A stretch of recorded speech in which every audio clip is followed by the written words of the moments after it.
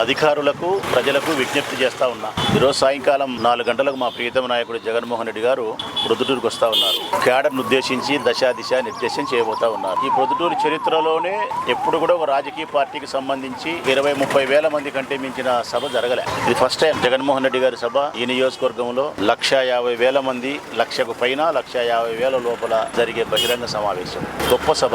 మనిషికి అంత జనంలో విలువ ఉంది, క్రేజ్ ఉంది. గతంలో అయితే ఏ రాజకీయ పార్టీకి సంబంధించిన నాయకులైనా ప్రొద్దుటూరుకు వస్తున్నారు, వేరే ఊరికి వస్తున్నారు అంటే కన్నా జనాన్ని సమీకరణ చేయాల్సిన పరిస్థితి ఉన్నది.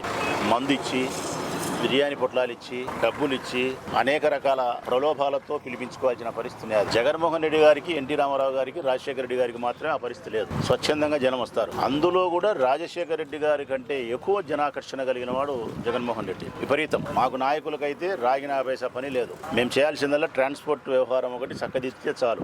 మనుషులు పల్లెల నుంచి కానీ పట్టణాల నుంచి